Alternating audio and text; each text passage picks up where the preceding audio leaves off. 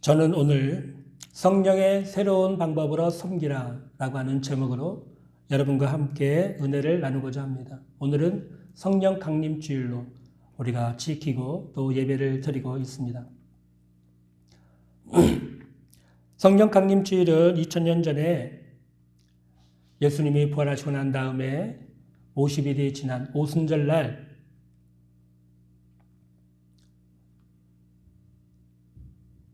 예수님이 승천하시고 난 다음에 열흘이 지나서 오순절이 되었을 때 예수님이 제자들에게 약속하신 대로 성령께서 마가다락방에 모인 제자들에게 불처럼 바람처럼 임하셔서 제자들에게 성령의 충만을 주시고 성령의 말하게 하심을 따라 방언으로 말하게 하시고 또 그 소리를 듣고 놀라서 예루살렘 성에 모였던 그 순례자들이 제자들이 있는 곳에 다 모여들자 성령을 충만을 받은 베드로와 11사도가 나머지 사도들이 함께 일어나서 담대하게 예수님의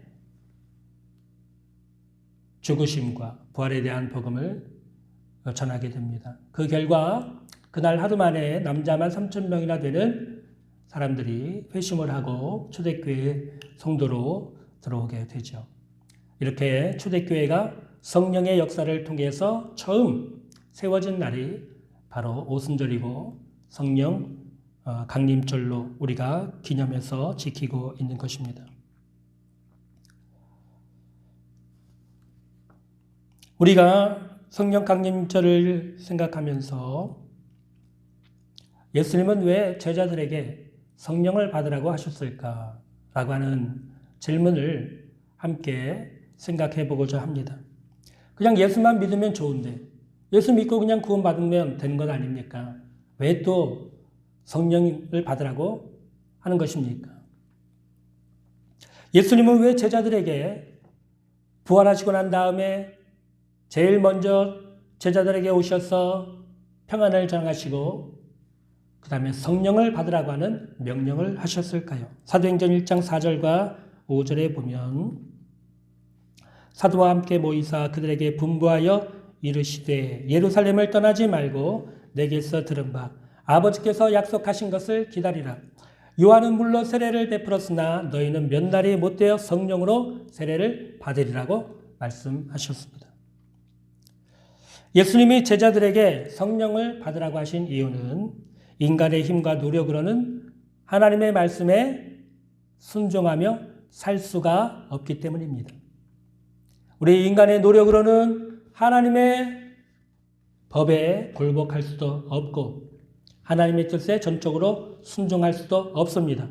인간의 힘으로는 불가능합니다. 비록 예수 믿는 성도라 할지라도 성령을 받지 못하면 하나님의 뜻대로 살 수 없고 거룩한 삶을 살 수 없습니다. 그건 불가능합니다. 그래서 예수님은 승천하시면서 제자들에게 기다렸다가 성령을 받으라고 명령하시고 하늘로 승천하셔서 하나님 보좌 우편에 앉으신 이후에는 오순절에 제자들에게 성령을 보내주신 것입니다. 오늘은 왜 예수 믿는 성도들이 반드시 성령을 받아야만 되는가에 대해서 좀 말씀을 드리고 또 성령 받기 위해서 우리가 무엇을 해야 하는가에 대해서도 말씀을 드리고자 합니다. 먼저 문제점을 하나 지적을 해야 할 것 같습니다. 왜냐하면 예수를 믿으면 성령을 이미 받은 것이라고 하는 잘못된 교리가 오늘날 교회 안에 널리 퍼져 있기 때문입니다.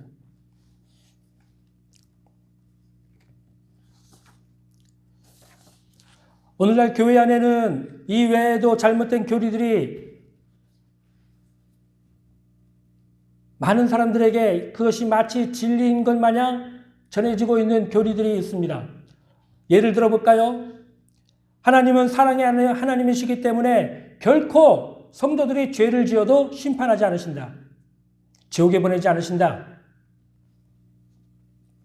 라고 하는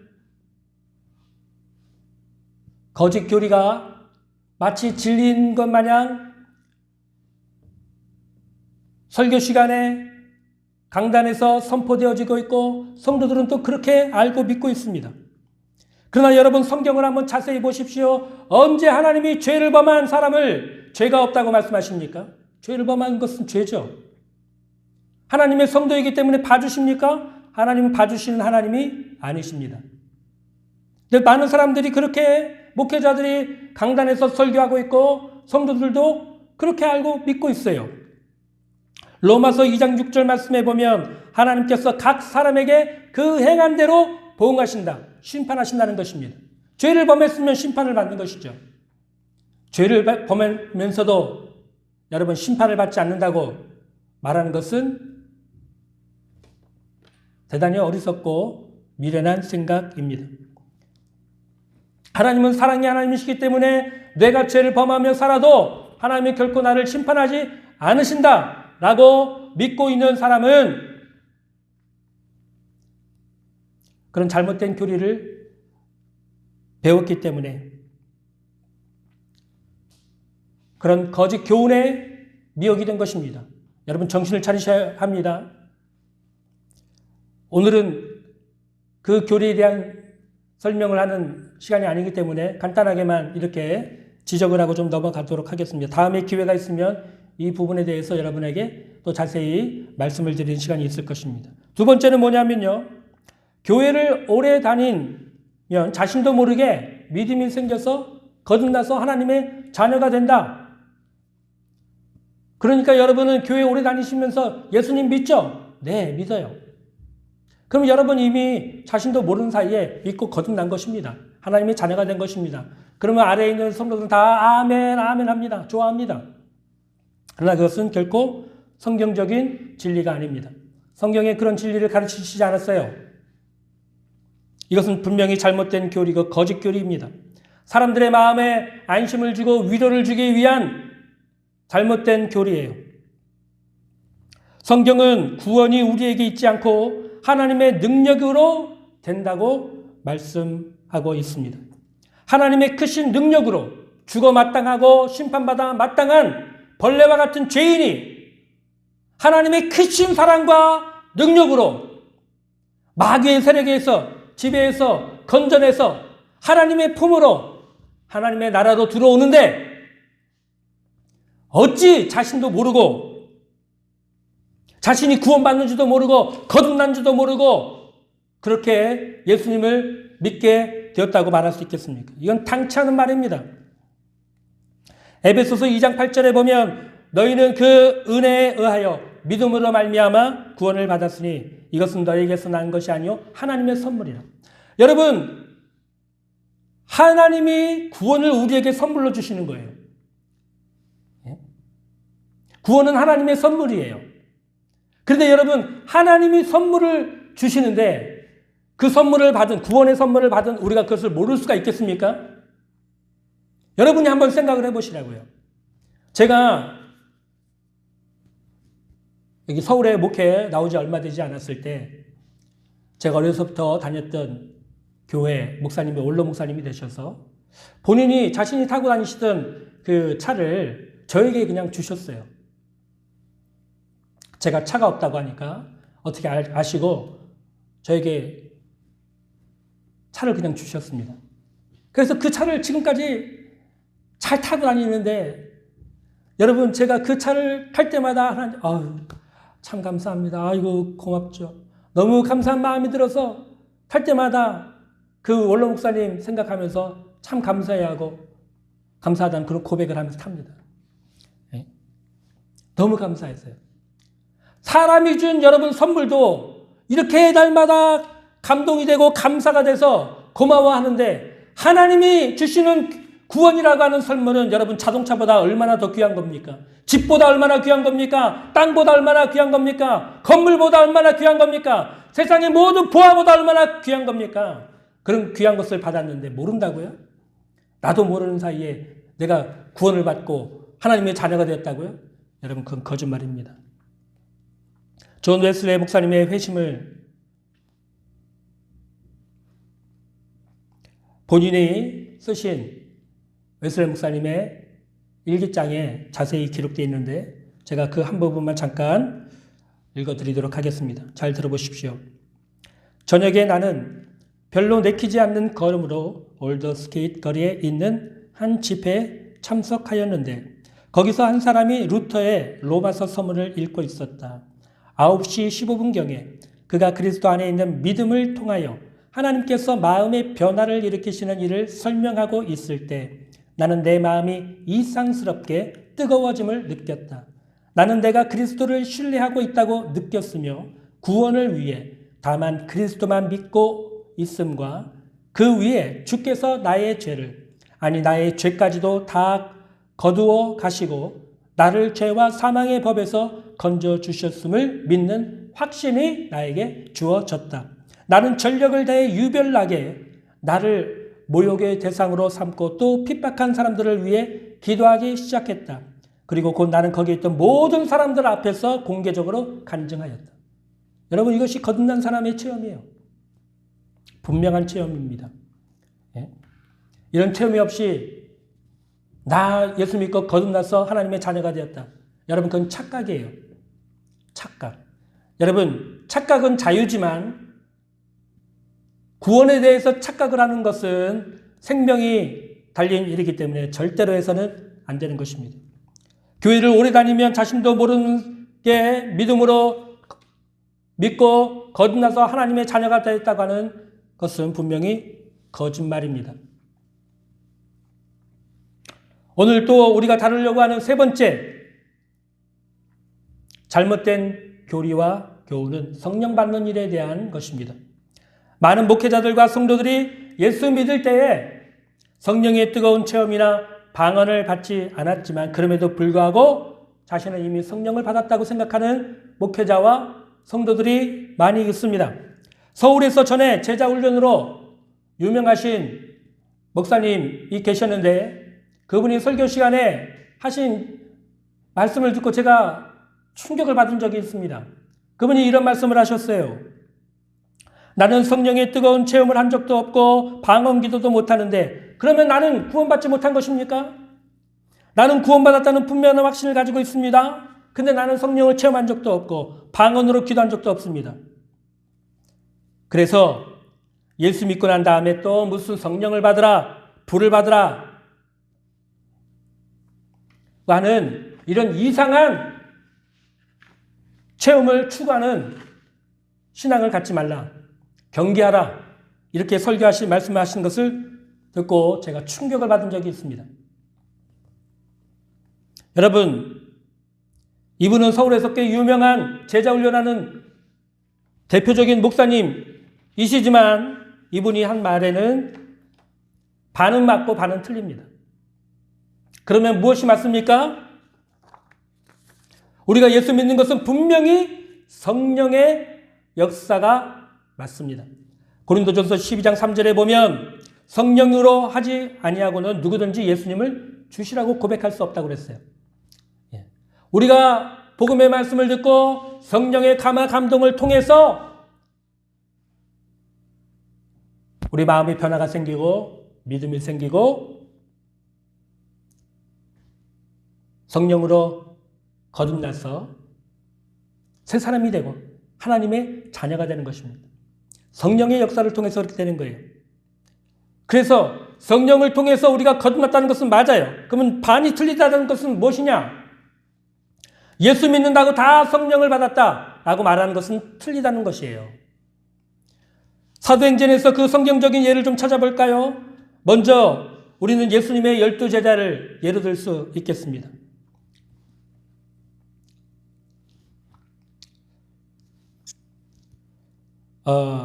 사도행전은 아니지만 요한복음 20장 22절에 보면 부활하신 예수님께서 제자들에게 오셔서 너희에게 평강이 있을지어다 말씀하신 다음에 제일 먼저 명령으로 하신 말씀이 뭐냐면 성령을 받으라 라는 것이었습니다. 그때까지 제자들이 성령을 못 받았다는 것이죠. 예수님을 믿기는 믿었지만 성령을 받지 못했어요. 또 사도행전 8장에 나오는 사마리아 교회 성도들을 예로 들 수 있습니다. 사마리아 교회 성도들 한번 여러분 생각해 보세요. 초대교회가 왕성하게 부흥하고 있을 때 사울이라는 청년이 일어나서 스데반 집사를 돌로 쳐 죽이고 심한 박해를 시작했습니다. 그래서 수만 명의 예루살렘 초대교회 성도들이 한 사람도 남김없이 12명의 사도들 외에는 다 유대와 사마리아 지역과 이방 지역으로 흩어지게 됐습니다. 그 박해가 얼마나 심했던지. 12사도 외에는 다 뿔뿔이 흩어졌어요. 근데 그 중에 초대교회 7집사님 중에 한 분이었던 빌립 집사님이 사마리아에 내려가서 복음을 전하게 됩니다. 그 복음을 전했는데 주님의 손이 함께 하셔서 기적과 표적이 나타나는 거예요. 복음을 전할 뿐만 아니라 병든 자를 위해서 손을 얹고 기도할 때 여러분 중풍병자가 낫고 귀신이 떠나가면서 사람들이 치유받고 놀라운 기적들이 일어나니까 사람들이 깜짝 놀라고 하나님의 권능에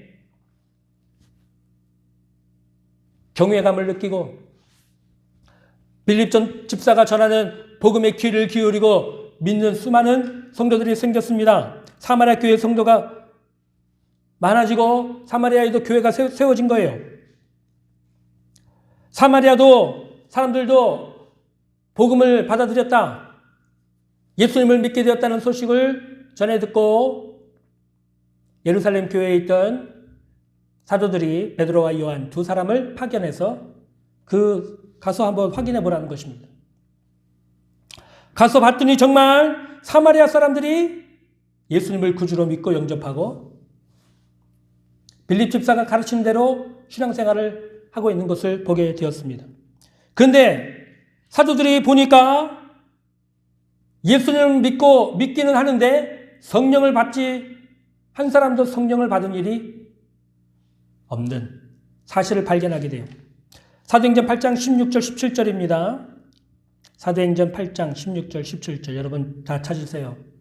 성경을 펴서 이 시간 함께 보겠습니다. 사도행전 8장 16절 17절입니다. 이는 아직 한 사람에게도 성령 내리신 일이 없고 오직 주 예수의 이름으로 세례만 받을 뿐이더라. 이에 두 사도가 그들에게 안수하며 성령을 받았다고 기록하고 있죠. 예수를 믿기는 믿었지만 성령 받은 적이 없다고 분명히 기록하고 있지 않습니까? 사마리아 교회의 성도들이. 또 볼까요? 사도행전 10장에 보면 고넬료 가정에 모인 이방인들의 회심 사건이 기록되어 있습니다. 이 고넬료 가정에 모인 이방인들도 베드로가 그들에게 복음을 전했을 때 성령께서 임하셔서 믿음을 주시고 또 그들이 성령을 받고 방언을 말하는 놀라운 역사가 일어나게 됩니다. 44절에서 46절이에요. 사도행전 10장 44절 46절. 사도행전 10장 44절에서 46절입니다. 베드로가 이 말을 할 때 성령이 말씀 듣는 모든 사람에게 내려오시니 베드로와 함께 온 할례 받은 신자들이 이방인들에게도 성령 부어주심으로 말미암아 논란이 이는 방언을 말하며 하나님 높임을 들음이라. 그냥 이 고넬료 가정에 모였던 이방인들이 베드로가 전한 말씀을 그냥 믿었다라고 말하지 않아요. 성령을 받고 성령을 받은 표시로 방언을 말했다고 성경은 기록하고 있는 것이죠. 또 사도행전 19장에 여러분 가장 핵심적이고 중요한 증거가 기록되어 있습니다. 사도행전 19장에 보면 사도 바울이 3차 전도여행을 하면서 에베소 지역에 가서 복음을 전할 때 12명의 제자들을 만납니다. 예수 믿는다고 해요. 근데 그들과 대화해 보니까 예수는 믿는다고 하는데 말하는 것, 생각하는 것, 추구하는 것, 행동하는 것 모든 것이 예수 믿는 사람 같지 않아요. 세상 사람들 같아요. 이상해요. 바울이 볼 때에는 정상적인 그리스도인이 아니에요. 사도 바울이 생각하는 정상적인 그리스도인의 모습이 아니었습니다. 믿기는 한데요. 그래서 바울이 묻습니다. 너희가 믿을 때 성령을 받았느냐? 그러자 그들이 말합니다. 우리는 성령이 계심도 들어본 적이 없다고.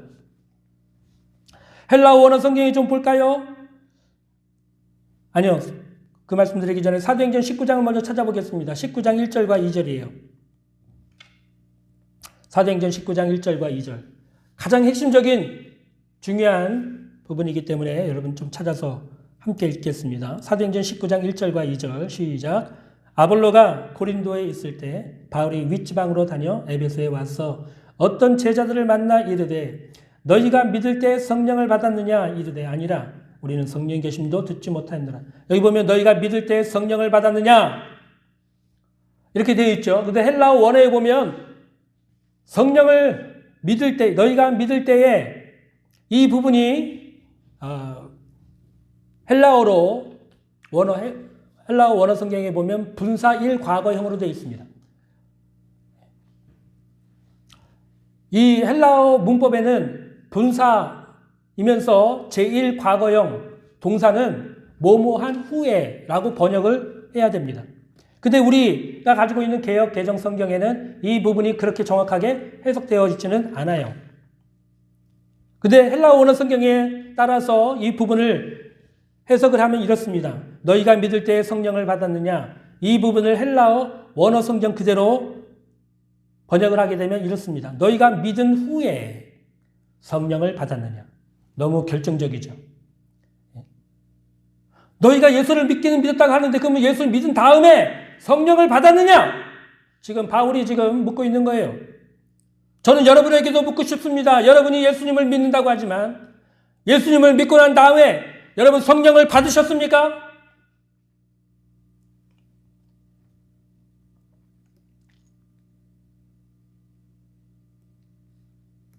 예수님의 12제자들과 사마리아 교회 성도들과 이방인 고넬료의 가정에 모여있던 사람들과 에베소에 있던 12명의 제자들, 이 사건들을 통해서 우리가 얻는 교훈은 무엇입니까?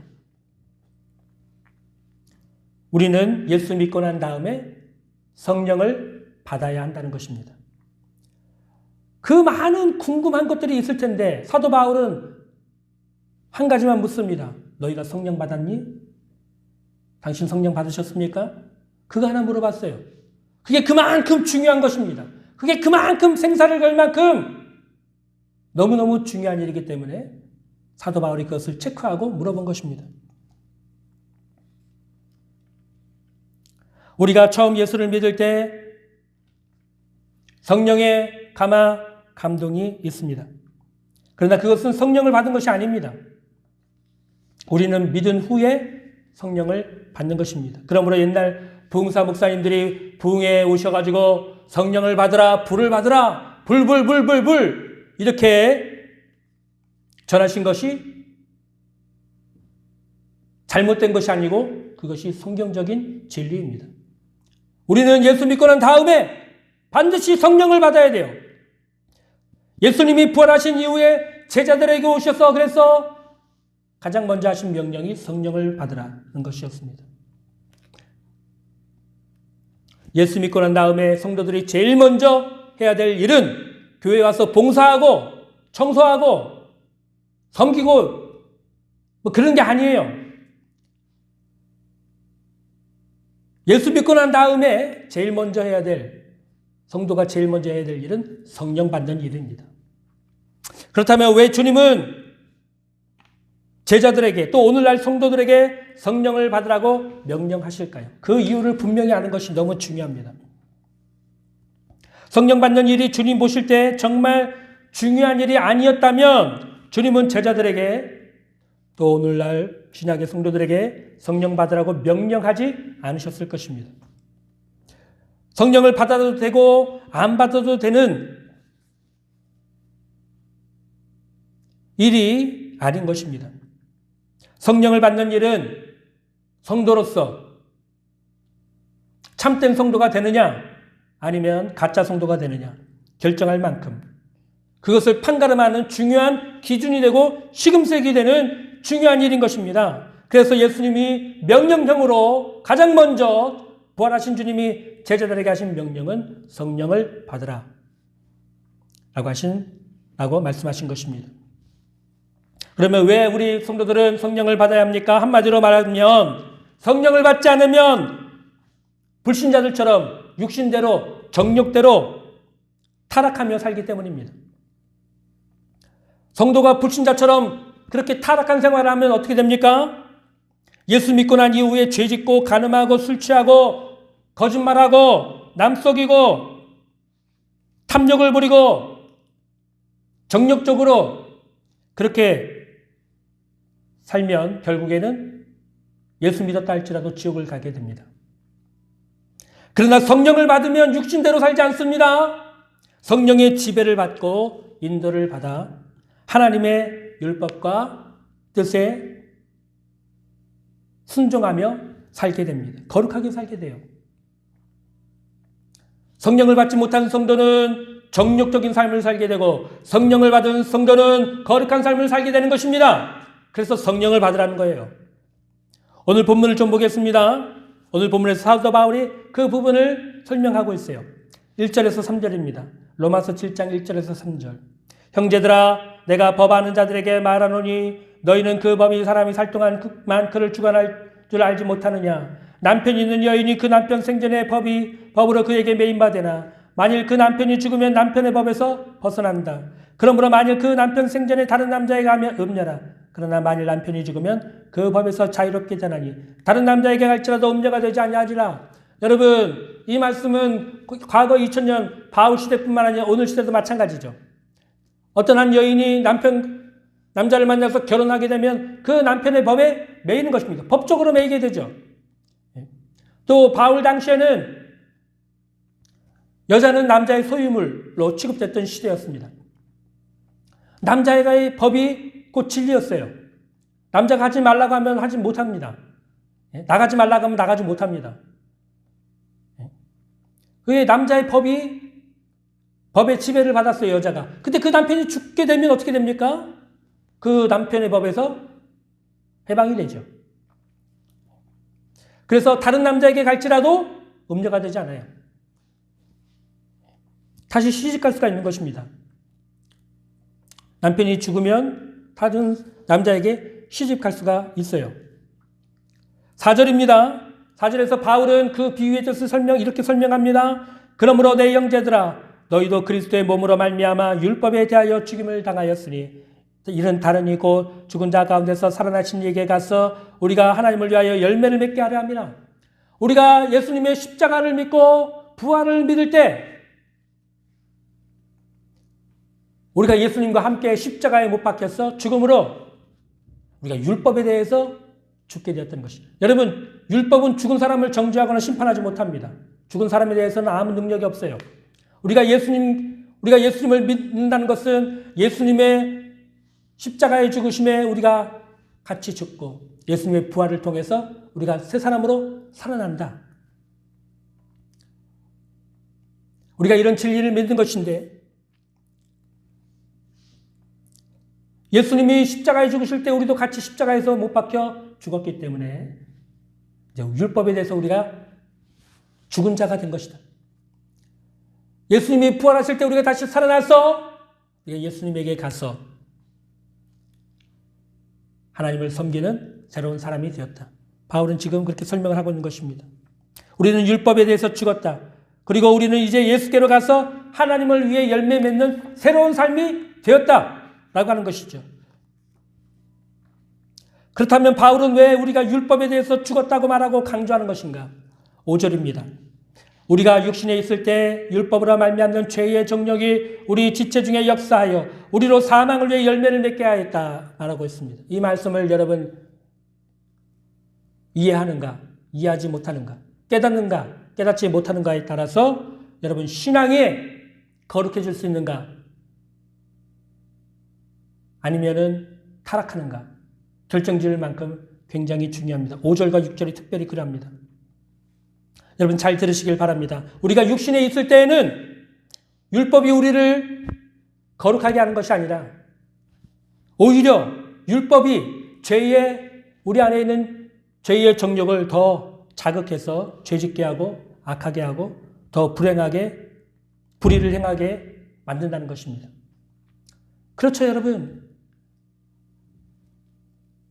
십계명을 여러분 예로 들어볼까요? 거짓말하지 말라.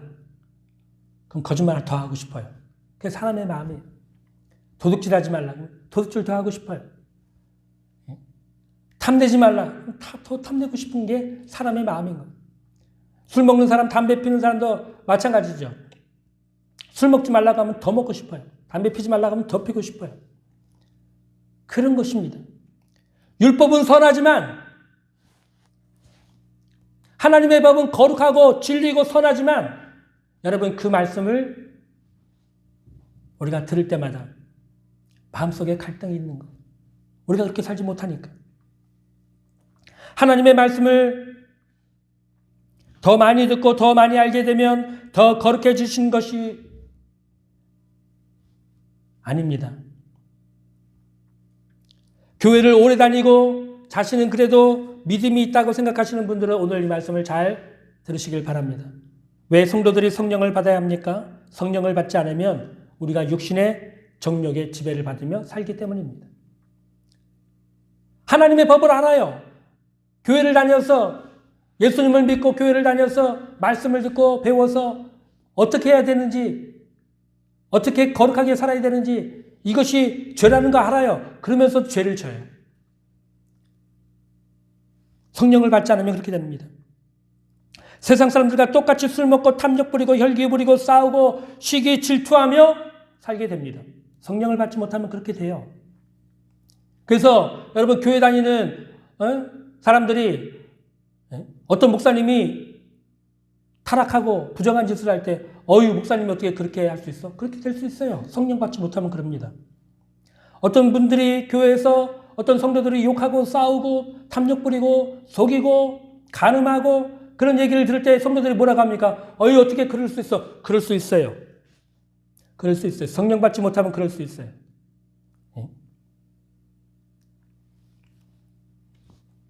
성령 받지 못하면 세상 사람들과 똑같습니다. 생각하는 것, 추구하고 말하는 것. 세상 사람들이 하나님 없이, 하나님의 법도 없이 정욕대로 마음대로 짐승처럼 살지 않습니까? 오늘날 우리 사회가 불륜의 시대요. 간음의 시대요. 참으로 음란이 끝판을 치고 있는 그런 시대에 우리가 살고 있는데 더럽게 살지 않습니까? 예수 믿는 성도라고 여러분 안 그렇습니까? 성령 받지 못하면 똑같아요. 똑같이 더럽게 살아요. 짐승처럼 살아요. 집에 아내는 남편이 있는데 밖에 나가서 바람 피고 들어와요. 더럽게 삽니다. 짐승처럼 삽니다. 이성이 없는 짐승처럼.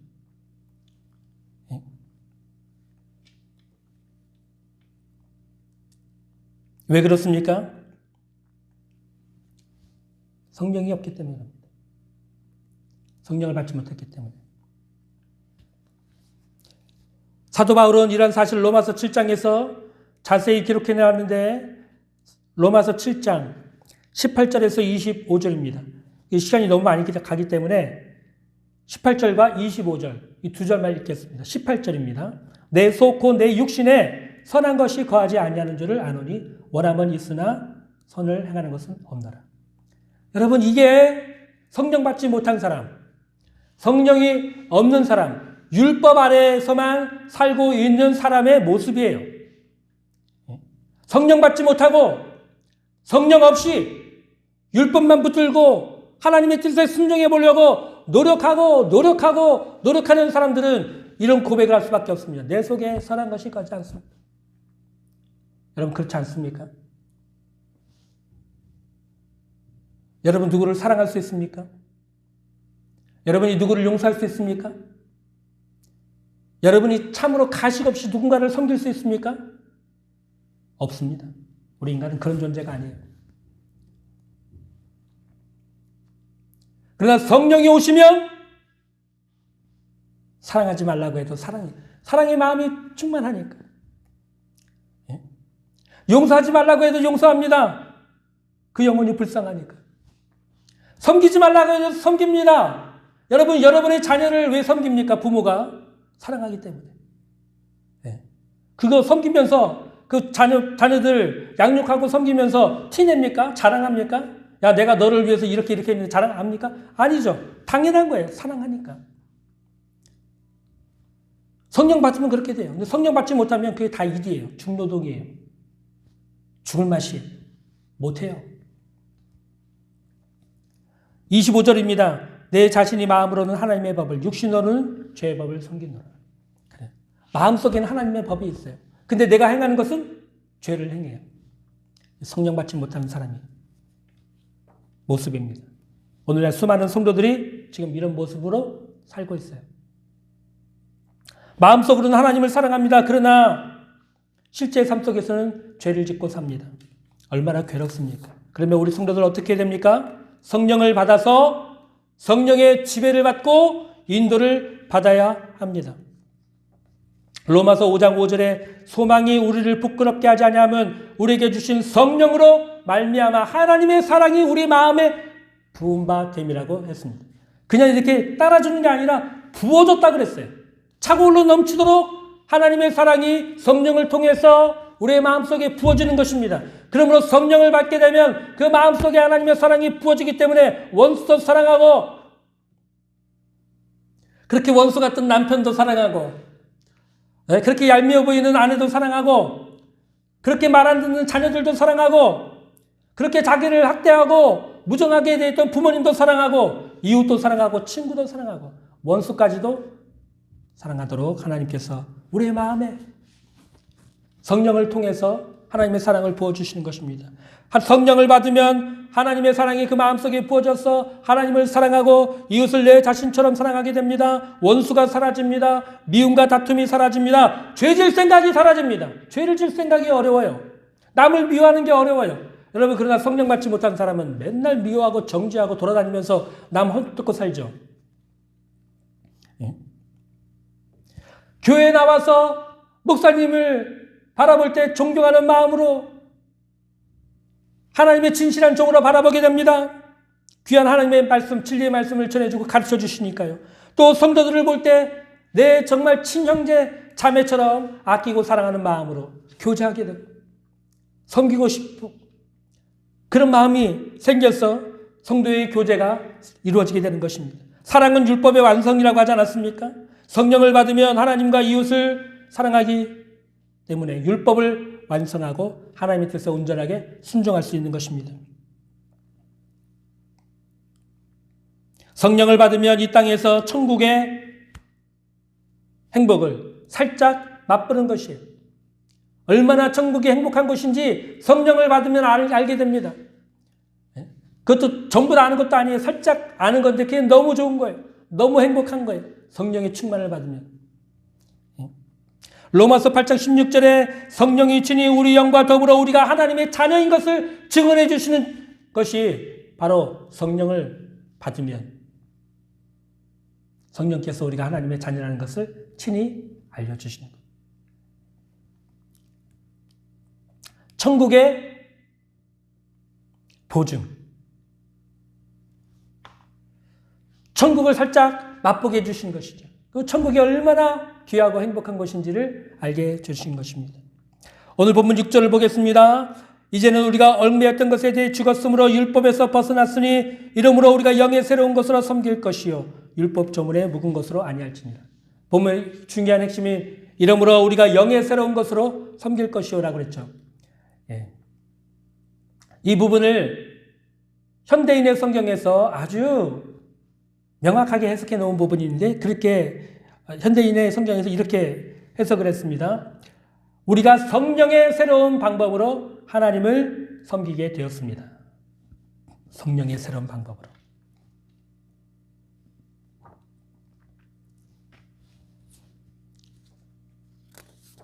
그러므로 여러분 성령 받지 못하면서 성령 받지 않고 하나님을 예배하고 하나님을 섬긴다고 하고 봉사한다고 하고 교회에서 나와서 뭔가 한다고 하는 것 이거 여러분 다 쓸모가 없는 일입니다. 헛수인하고 있는 거예요. 삽질하고 있는 거예요. 잘못된 것입니다. 인간적인 모든 노력을 포기하십시오. 성령을 받기를 사모하십시오. 인간의 모든 노력은 소용이 없습니다. 하나님이 성령을 주시지 않고서는 여러분 그 마음속에 원수 맺는 것, 남 정죄하고 판단하는 것, 자기의 교만, 자기의 자랑, 자기의 의가 충만한 사람이 어떻게 하나님 앞에서 여러분 바르게 섬기고 봉사할 수 있겠습니까? 불가능합니다. 성령을 받게 되면, 하나님의 성령이 충만해지면 하나님의 거룩한 아가페 사랑으로 충만해져서 모든 사람을 사랑하고 하나님을 사랑하고 모든 일에 하나님 보실 때 거룩하고 순전한 모습으로 하나님을 섬기고 봉사할 수가 있는 것입니다. 그러므로 사랑하는 성도 여러분,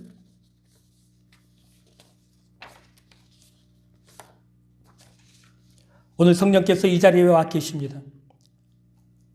그러나 성령의 임재와 성령을 받는 것은 차원이 다른 이야기입니다. 밖에 아무리 소나비가 퍼붓고 있어도 대접을 가지고 받아야지 뇌물이 되지. 성령께서 이곳에 임재해 계셔도 여러분이 성령님을 믿고 환영하고 의지하고 모셔드리지 않으면 받을 수 없습니다. 성령을 받지 못하면 하나님과 하나님 나라에 쓸모없는 인생이 되고 세상 사람들과 똑같이 타락한 인생을 살다가 지옥에 떨어질 수밖에 없습니다. 그러나 성령을 받으면 성령의 새로운 방법으로, 사랑으로, 거룩함으로 하나님과 이웃을 사랑하고 섬길 수 있습니다. 여러분 자신의 힘과 노력으로, 재능으로, 여러분의 지혜와 경험으로 하나님을 섬기려고 하는 모든 노력을 포기하십시오. 성령을 받아서 하나님을 섬기려고 하십시오. 이것이 신약의 성도들이 하나님을 섬기는 새로운 방법입니다. 기도하겠습니다.